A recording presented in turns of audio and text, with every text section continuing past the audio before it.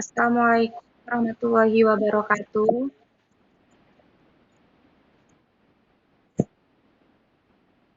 Yang terhormat Ibu Rismita Susanti STMM selaku dosen mata kuliah kreativitas dan berpikir kritis dan teman-teman semua. Kami di sini perwakilan kelompok 11 ingin mempresentasikan tentang perkembangan dan inovasi brand Expo. Kelompok kami yang terdiri dari saya sendiri Erinda Yuvita dengan NIM 2110111063, Dova Danyarta dengan NIM 2110111046, Gimnastiar dengan NIM 2110111199, Muhammad Afrizal Effendi dengan NIM 2110111099. Selanjutnya yaitu pemaparan materi yang akan dibacakan oleh Mas Rizal. Silakan Mas. Latar belakang. Sebelum nama Expo Lounge ada brand yang menjadi apparel timnas Indonesia. Tetapi setelah 4 tahun lamanya, kebersamaan antara timnas Indonesia dan Mills sebagai apparel harus berakhir setelah gelaran Piala Asia 2023 dan akan digantikan oleh Expo. Setelah habis kontrak, saat berakhirnya Piala Asia 2023 nanti, posisi Mills sebagai apparel timnas Indonesia akan digantikan oleh apparel lokal lain, yakni Erigo. Dan Erigo sendiri men-sub-brand yang bernama Expo atau bersingkatan Erigo Sport. Sekilas profil Expo. Expo atau Erigo Sport adalah sebuah sub-brand milik brand streetwear fashion ternama asal Indonesia. Expo ini didirikan oleh pemilik brand induknya atau CEO-nya Muhammad Sadat. Kemudian awal mula Erigo berdiri pada tahun sekitar 2010 sampai 2011 dengan nama Selected & Co atau CO. Kemudian baru setelah tahun berikutnya, tahun 2013, Muhammad Sadat selaku pemilik dan pendiri mengubah nama brandnya menjadi Erigo. Sejak itulah nama Erigo perlahan dikenal masyarakat luas. Lalu pada tahun 2021, Erigo menjadi satu-satunya brand asal Indonesia yang tampil di ajang New York Fashion Week.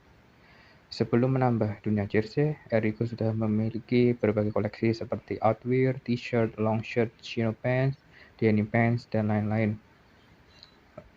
Tak berhenti dengan merilis produk streetwear, Erigo melebarkan sayapnya dengan mendirikan sub-brand Erigo Sport atau Expo. Anak perusahaan ini menjadi apparel lokal yang berfokus pada produksi pakaian olahraga atau sportswear.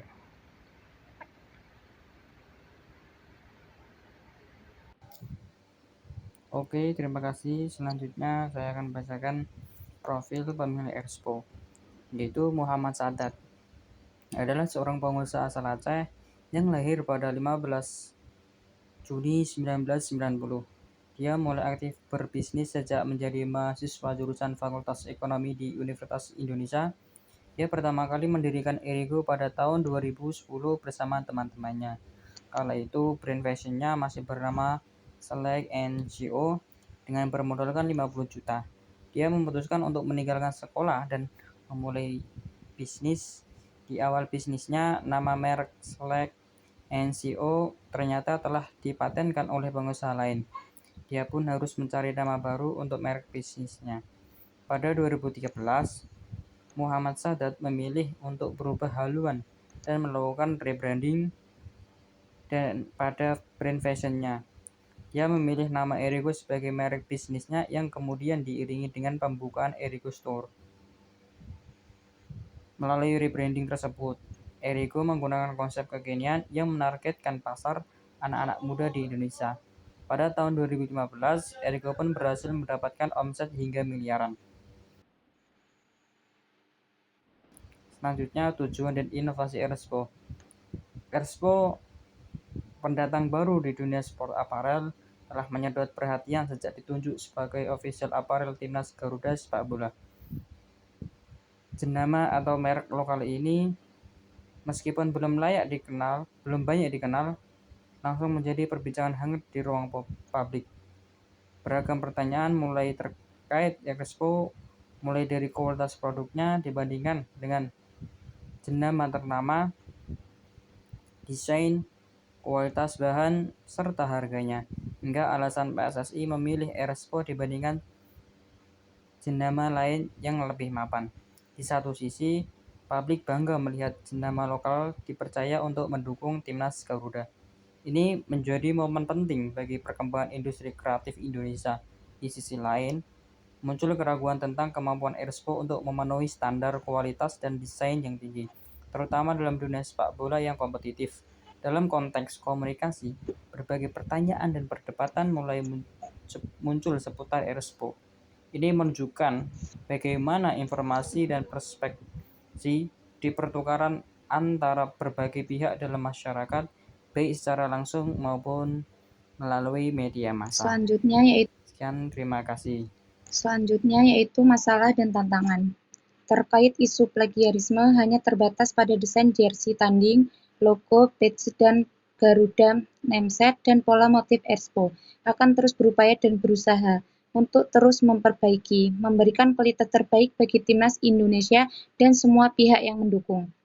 Kami akan terus membuka diri untuk berbagai masukan, kritik, saran, dan semua hal yang akan membawa kebaikan sebagai bagian dari kami untuk membawa kualitas terbaik bagi Indonesia. Di sisi lain, semua terjadi akibat tidak transparansinya Erspo dalam memberikan informasi ke publik sehingga menggiring opini terhadap konsumen. Berikut kesimpulan dari pemaparan materi di atas. Kegemilangan timnas Indonesia dalam kualifikasi Piala Dunia 2026 meskipun tidak bisa disangkal tidak dapat menyelamatkan Erspo dari sorotan tajam publik. Kepercayaan yang telah terkoyak akibat kontroversi plagiarisme menggambarkan tantangan yang dihadapi oleh brand lokal tersebut dalam mempertahankan reputasinya. Erspo harus mengambil langkah-langkah yang lebih konkret dan transparan dalam menggapai isu-isu yang muncul, serta memastikan bahwa kemitraannya dalam dunia sepak bola dibangun di atas dasar integritas dan etika yang kuat. Hanya dengan demikian, Erspo dapat mendapatkan kembali kepercayaan publik dan melewati masa sulit ini menuju masa depan yang lebih cerah, sebagai satu pilar dalam pengembangan sepak bola Indonesia. Sekian presentasi dari kelompok kami, kurang lebihnya mohon maaf. Kami akhiri, wassalamualaikum.